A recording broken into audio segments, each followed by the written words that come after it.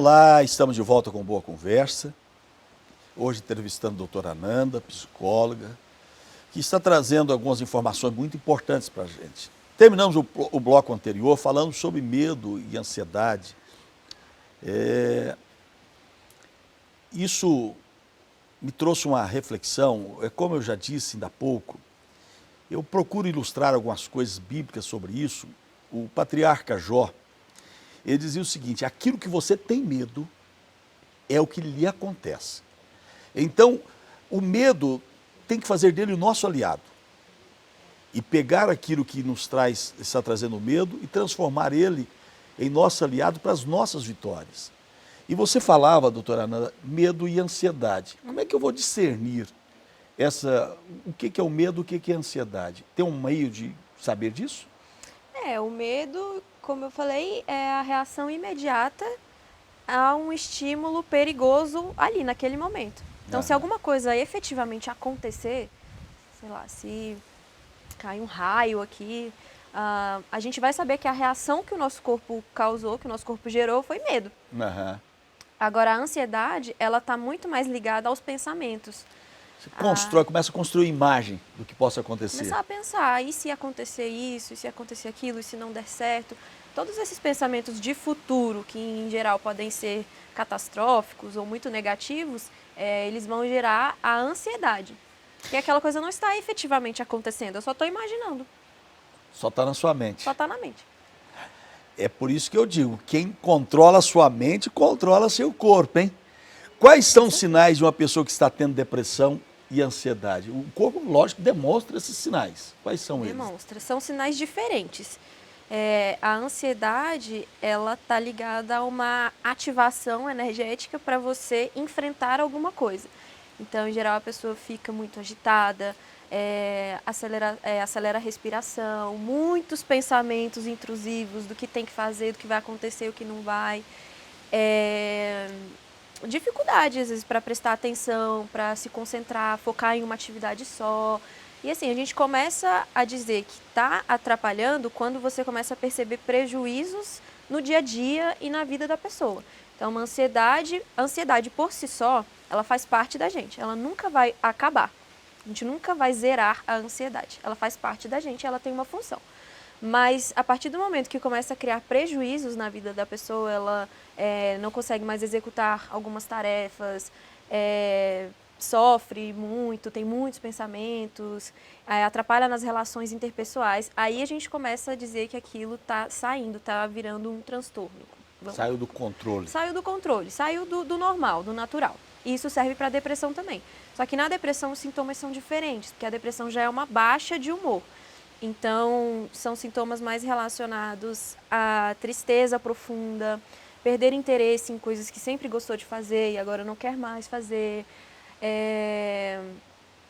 perda de autonomia, de coisas normais do dia a dia. A pessoa não quer tomar banho, não quer comer, não quer sair de casa, não quer se relacionar, isolamento. Então, assim, a pessoa vai tendo prejuízos no dia a dia, mas por essa baixa de humor, por essa baixa energética também.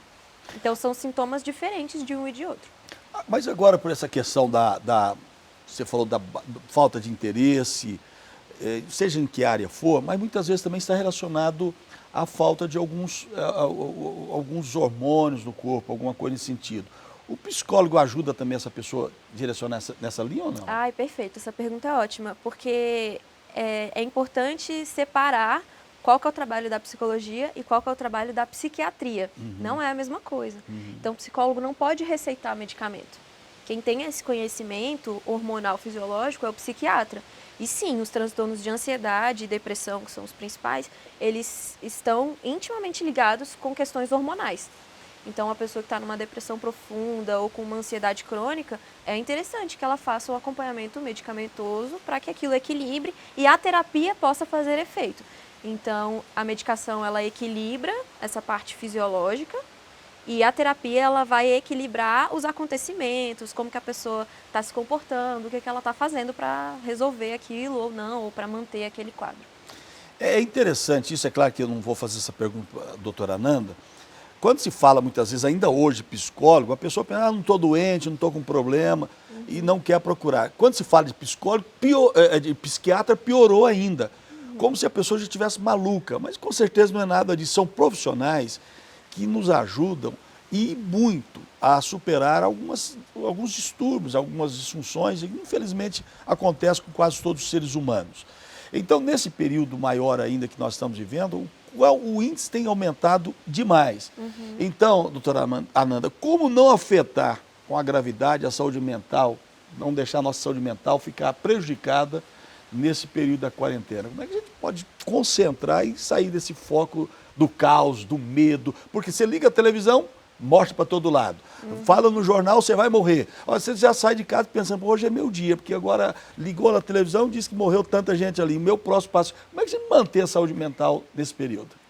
Tem alguns passinhos interessantes.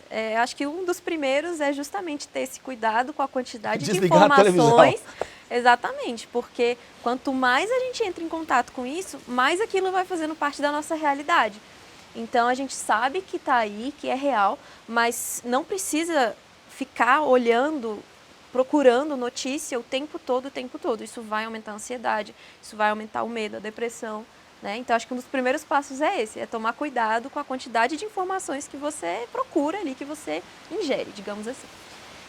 Eu acho que um segundo passo importante é, se você perceber que não está bem, que tem alguma coisa te atrapalhando, tem alguma coisa acontecendo, é procurar ajuda. Né? Tem aí um monte de profissionais, psicólogos que se disponibilizaram para fazer atendimento online, inclusive o CRP, que é o o Conselho de Psicologia, ele aprovou essa atuação até para psicólogos que não tinham um registro no profissional para atendimento online, porque antes exigia um certificado, não é um certificado, é um cadastro no site do CRP para fazer atendimento online. Então, no início da pandemia, eles liberaram isso. Acho que agora praticamente todos os psicólogos já devem ter. Então, é só procurar e ir atrás. A gente não precisa ficar sofrendo sozinho, né, passando por isso sozinho. Tem profissionais que estão à disposição para ajudar. Mas você também está atendendo através da internet, como todo mundo está fazendo? É possível fazer um tratamento adequado também pelas redes? Eu ia falar redes sociais, não. É através da internet? É super possível. Tem várias plataformas, então o CRP, o Conselho, ele autoriza não só o atendimento via vídeo, mas quem não gosta, por exemplo, de aparecer na câmera, pode fazer por telefone, pode fazer por e-mail. Então, tem até terapia por e-mail. Por e-mail? Por e-mail. Que aí a pessoa realmente se abre. Se abre, é como a pessoa se sentir confortável para trabalhar o que ela precisar trabalhar. Então, é super possível. Então, não tem o contato físico, né? Não tem, assim, aquela proximidade. Mas, às vezes, conforme a conversa vai acontecendo, a gente até esquece que está falando por meio do vídeo. Então, funciona assim, funciona bem. E tem pessoas que, quando estão do outro lado, sem ver o profissional, eles se sentem até mais à vontade. Tem gente que se sente mais à vontade. Né? Varia muito. Tem gente que não pode, não tem horário fixo de trabalho e aí não tem como, né, fechar um horáriozinho da terapia. Então, o online possibilita, né, dar essa flexibilidade maior para decidir um horário, escolher algum que se encaixe melhor para aquela pessoa. Então, é muito válido. E há uma diferença também de tratamento para as pessoas? Há pessoas que no dia a dia tem que passar mais tempo em atendimento ou o tempo é único? Um período de 50 minutos, sei lá, 30 minutos, 1 hora? Ou tem gente que precisa de um tratamento mais longo no mesmo dia? Não, a gente define uma média de tempo, que aí depende, aí varia muito, mas em média 50 minutos. Tem sessão que dura menos, tem sessão que dura mais. Aí vai do que a pessoa traz naquele dia, porque a terapia ela é um tratamento seriado. Então, é toda semana, ou de 15 em 15 dias, mas assim, os encontros eles são muito próximos. Então, tem dia que a pessoa tem muita coisa para falar, tem dia que tem pouco. E aí a gente vai levando de acordo com o que vai acontecer. Com a necessidade. Com a necessidade, cada um tem as suas necessidades, elas são extremamente variadas, né? E é claro que quem se trata vive bem, muita gente tem medo de procurar um profissional, seja ele qual for, e no nosso caso específico hoje o psicólogo, mas se você tiver necessidade de procurar um atendimento profissional, não tenha medo de procurar. Mesmo você que é um cristão, uma pessoa com muita fé, muitas vezes as pessoas que vivem a fé, o exercício da fé, acham que não precisa da medicina. A medicina também é um ramo, é uma criação de Deus, e não importa qual área ela tem, para cuidar de todos nós, sejamos evangélicos, católicos, espíritos ou até sem religião. Todos nós precisamos do acompanhamento da área médica e daqueles profissionais que podem nos ajudar. E sendo assim, doutora Ananda, alguém queira procurá-la, queira se consultar contigo, como é que faz para te encontrar? Bom, eu tenho o meu Instagram profissional, que é Psi Ananda MRTNS, que é Martins sem as vogais. E tenho o meu WhatsApp, que é por onde eu faço os agendamentos E qualquer pessoa, lógico, pode procurar. Pode, com certeza. Há alguma coisa, doutora Ananda, que a gente esqueceu de perguntar, e especialmente nesse tempo tão difícil que nós estamos vivendo, que você gostaria de compartilhar, de falar com aquelas pessoas que nos acompanham na TV União ou nas nossas redes sociais? Olha, eu acho que a gente conseguiu passear bem legal pela importância da psicologia, do tratamento psicoterápico nesse contexto. E eu acho que é importante dizer que, igual o senhor falou, né? Todo mundo tem problemas. Tem até uma brincadeira na psicologia que a gente fala, quem faz terapia, como é que é? Não é quem tem problema que faz terapia, todo mundo tem, faz terapia quem quer resolver.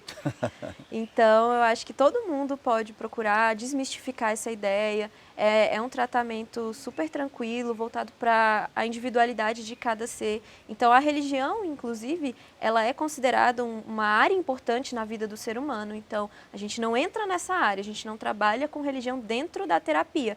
Mas, se for algo muito importante para a pessoa, a gente traz, a gente entende, a gente trabalha essa área.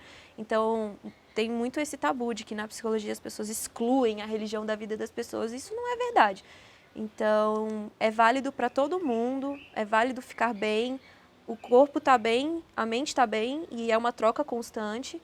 E é extremamente importante para a gente passar por essa fase. E a ciência e a fé, elas caminham bem relacionadas. Uma não exclui a outra, em hipótese nenhuma, né? E no que você estava falando, quem está doente precisa procurar. Mas foi exatamente isso que o mestre, por excelência, disse, que é Jesus Cristo, que ele veio para quem estava doente, ele não veio para quem estava sadio. Da mesma maneira, os profissionais para aqueles que estão doentes, que precisam de ajuda. E todos nós precisamos. Não é vergonhoso procurar um psicólogo, não é vergonhoso procurar um psiquiatra. Vergonhoso é sofrer, e sabendo que tem uma solução. Então é importante que você entenda. Procure, se você está com medo, com ansiedade, está passando por momentos difíceis na sua vida e precisa de um profissional médico, recorra a ele. É claro, sempre a fé aliada à ciência, nós conseguimos grandes conquistas. E eu disse ainda há pouco e vou repetir aqui agora, nós nascemos para vencer. E se alguma coisa diferente disso está acontecendo na sua vida, não é o normal. O normal não é sofrer, o normal não é passar por essas derrotas e fracassos. A gente até passa por eles, mas a gente tem que aprender a sair deles. Eu costumo dizer o seguinte, que a frase também não é minha, o erro não é cair, o ruim não é cair, o ruim é permanecer no chão. Nós vamos tropeçar muitas vezes e cair tantas outras, mas podemos levantar, ficar de pé e continuar em frente. Muito obrigado, doutora Ananda, seja sempre bem-vinda. Obrigada, eu que agradeço. Bom receber aqui hoje a doutora Ananda, e é claro que nós vamos continuar conversando com você.